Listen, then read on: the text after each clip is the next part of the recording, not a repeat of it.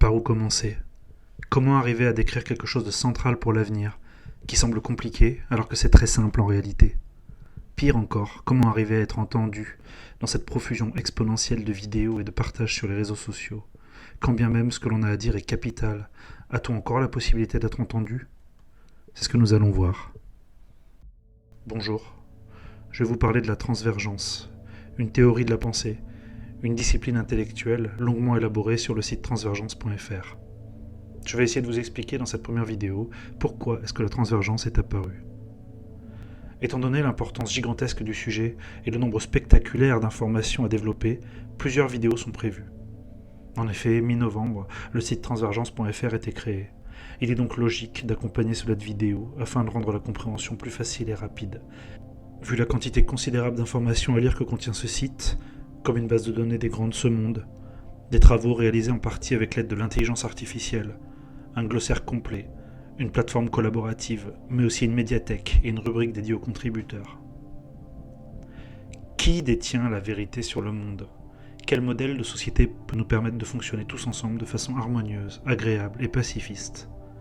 L'histoire des hommes nous démontre que plusieurs modèles de vie en société ont été expérimentés, comme le féodalisme, le communisme, le fascisme, le socialisme et enfin le capitalisme. Et quel bilan devons-nous en dresser? Aucun de ces modèles n'a fonctionné ou ne fonctionne. Tous avaient leur biais, leur ver dans le fruit, et ont entraîné dans le sillage de l'évolution de notre espèce quantité de ravages, d'inégalités, de souffrances, de modes de fonctionnement autodestructeurs. Oui, tous, y compris la société que nous connaissons à l'heure actuelle. Il est heureux de constater qu'un nombre de plus en plus important de citoyens comme vous et moi cernent de mieux en mieux la réalité autodestructrice du modèle économico-politique dans lequel ils vivent.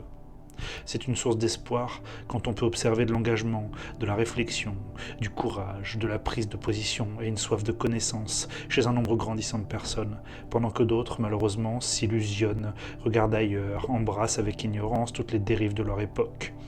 Divertissement, désinformation, surconsommation, abrutissement médiatique, et préfèrent qualifier de complotistes, d'idéalistes ou d'anarchistes ceux qui légitimement s'inquiètent ou s'émeuvent à propos des nombreuses données factuelles et terrifiantes qui circulent à propos de notre planète dans l'indifférence ou le sentiment d'impuissance. Jugez plutôt. Nous vivons une période d'extinction de masse, sommes promis à des désordres climatiques d'une dangerosité phénoménale et reconnue par l'ONU comme une menace existentielle directe. Il existe un 6e continent de plastique qui flotte dans le Pacifique et qui fait 3 fois la taille de la France. Les êtres humains ont tué 83% de tous les mammifères sauvages et éradiqué la moitié de toutes les plantes. 70% des volatiles restants sur Terre sont des poulets d'élevage ou de ferme.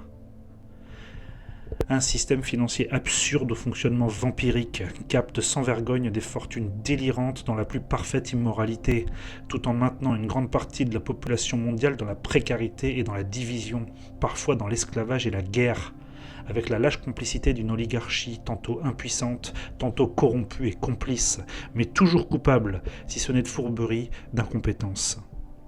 Aujourd'hui, sur Terre, se promènent des personnes qui sont virtuellement plus riches que tous les pharaons d'Égypte. Pendant qu'une partie de la population vit dans une abondance factice faite de nourriture toxique et de médicaments, le cerveau capturé et abruti par la société du spectacle et de la diversion, d'insoutenables inégalités parcourent sans cesse le monde, dans une mécanique d'auto-entraînement et d'autodestruction sans fin, qui puise son énergie dans l'avidité et l'exaltation des bas instincts humains, brandit frauduleusement comme seule définition sérieuse et possible du réel.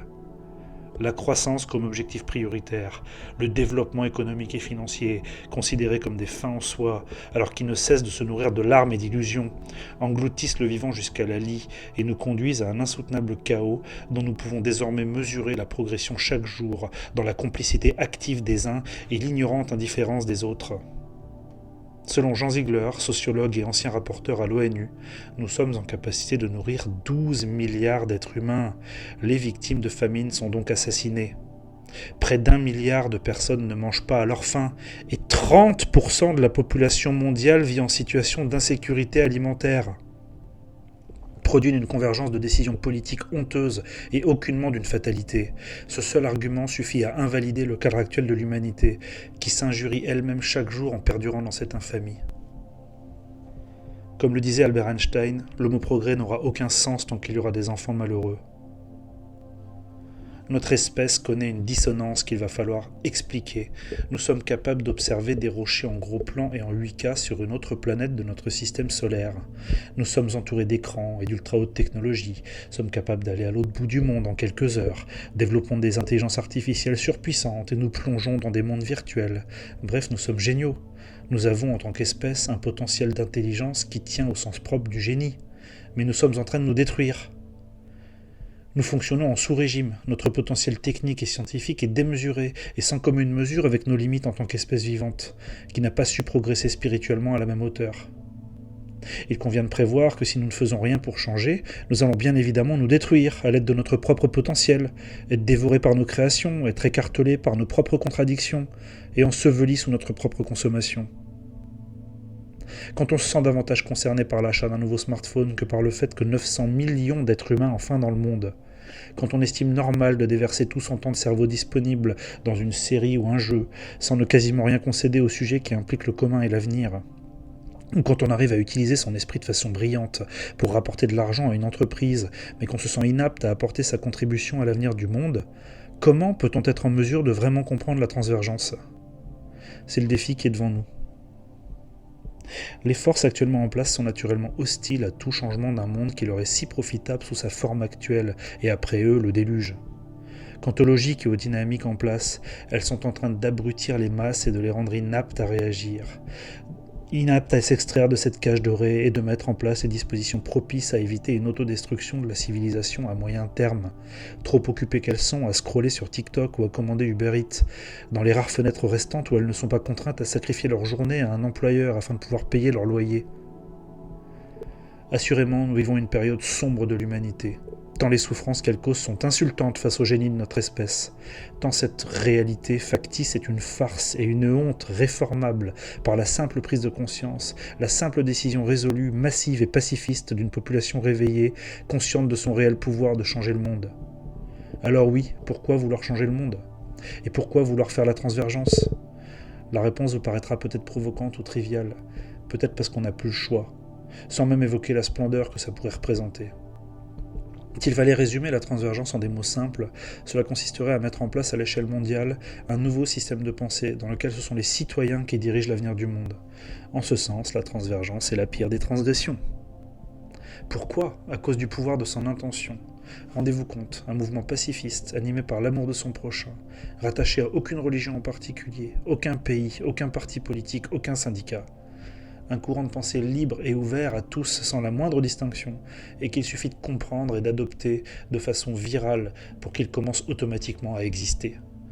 Un courant de pensée basé sur le volontariat et la bienveillance, qui cherche à entrecroiser tous les savoirs de l'humanité pour améliorer le sort du monde, sans l'aide de systèmes hiérarchiques, politiques, économiques ou industriels actuels, qui ne seront jamais la solution car ils sont en grande partie le problème.